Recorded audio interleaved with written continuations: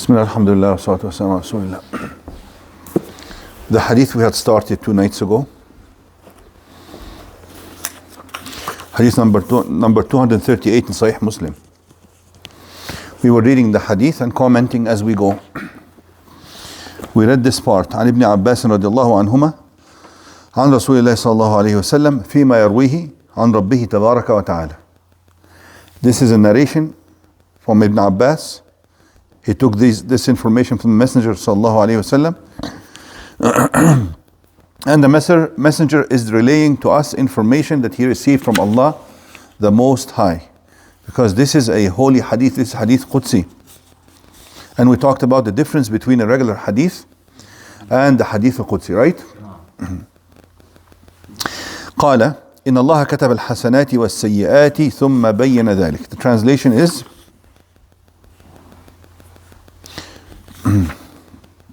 verily Allah recorded the good deeds and the evil deeds. Then he clarified that, or he clarified how that happens. The meaning of this part is that it could have more than one meaning. One of the meanings is that Allah, through His knowledge and unlimited knowledge, that He knows what will happen in the future, everything that will happen in this universe and within His creation, He has known it from before it happened or before it happens, and He recorded everything in the preserved tablets. We know that because there's other hadiths that indicate that the first thing that Allah created was the pen or the pencil, and He ordered it and commanded it to write. The pen or the pencil asked, what should I write? He said, you should write down everything that will happen till the day of judgment. So everything that is going to happen, Allah knew about it. And it is recorded. So this is one kind of recording. But then after the person whom Allah gave the free will to do whatever he chooses, does a deed, then the angels write down, through the command of Allah, write down what he has done. The fact that Allah knew what the person will do is not, in no way this forces the person to do what he did, because Allah has created a mechanism of free will within the human being. Just that He knew what this person will choose doesn't mean He forced him to choose that. The free will is the free will, and we are held accountable based on our choices. Scholars give example for this. If, for instance, you were a teacher and you knew your students very well, and you gave them an exam, through your thorough knowledge of these students, you can foretell how each one of them will do in that examination, just because of your previous knowledge of their dedication and capabilities and so on. The fact, if you write down that this student will fail and this student will pass and this student will get the highest score, and it turns out to be that it happens according to what you wrote down beforehand, this in no way forced any student to do what he did. He had chosen to do what he did. You follow? Okay. So Allah wrote down the hasanat wa sayyat. Then He clarified that.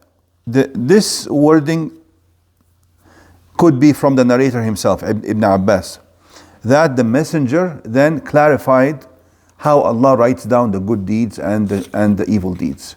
He mentioned that فَمَنْ هَمَّ بِحَسَنَةٍ فَلَمْ يَعْمَلْهَا كَتَبَهَا اللَّهُ عِنْدَهُ حَسَنَةً كَامِلَةً. Whoever, get the translation for you, decided to do a good deed but he did not do it, Allah records it with him as a complete good deed, and it goes on and on. So ثُمَّ بَيَّنَ ذَلِكَ, then He clarified that. Could be that, well, this statement could be a statement from Ibn Abbas, the narrator, stating and clarifying or telling us that the messenger explained how Allah wrote down the good deeds and the evil deeds.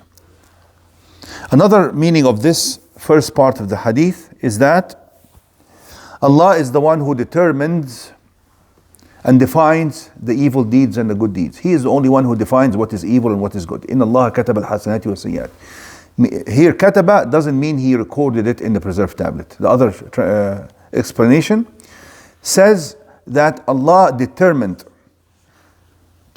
what would be a good deed and what would be an evil deed.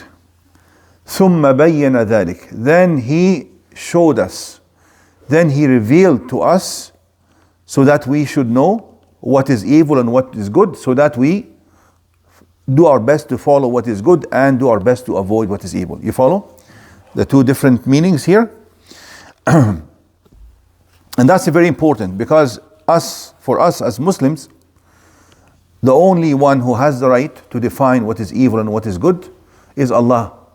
Because we as human beings will never agree between us as to what is good and what is evil.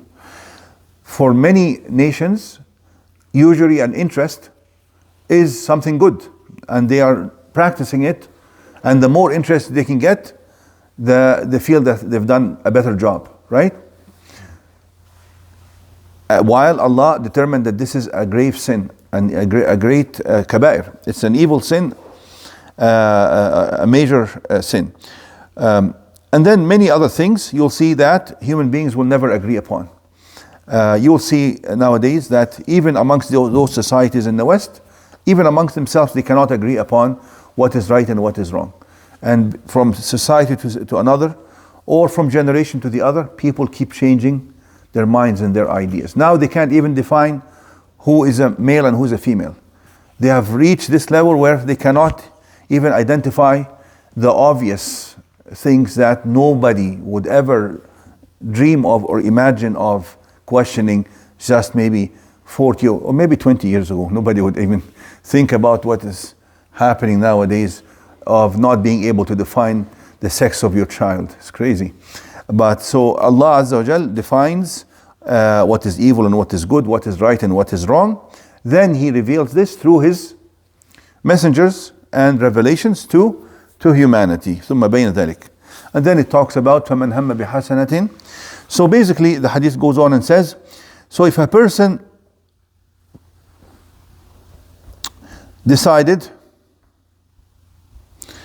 whoever decides to do a good deed but he did not do it, Allah records it with him as a complete good deed. Because he had the intention to do it, but he did not get to do it. Then Allah would record it as a full good deed. If he decided to do it and actually did it, Allah records it with him as 10 good deeds, up to 700 times, up to many times over. Just by doing it, then you've basically multiplied the reward 10 times at least. Up to 700 times and up to beyond that, with no clear limits here, with no clear limits. Now, up to many times over. If he decided to do an evil deed but he did not do it, Allah records it with him as one complete good deed. And that is because he abstained from the evil deed out of fear of Allah and to please Allah. That intention of his would deserve a recording of a good deed. If he decided to do it and he actually did it, Allah records it with him. Allah records it as one evil deed. This hadith is recorded by Bukhari and Muslim. In some narrations it says, أو محاها الله ولا يهلك على الله إلا هالك. If he does an evil deed, it would be recorded against him as one evil deed, or Allah may forgive, or even Allah may forgive. ولا يهلك على الله إلا هالك. The meaning is that no one will be destroyed except the one who is determined to be destroyed. No one will be destroyed, or meaning perish or go to the fire of hell, except if that's what he wants actually, and he's determined to do it, and he pursues this path very persistently and insistently. Okay, inshallah we'll stop here. No.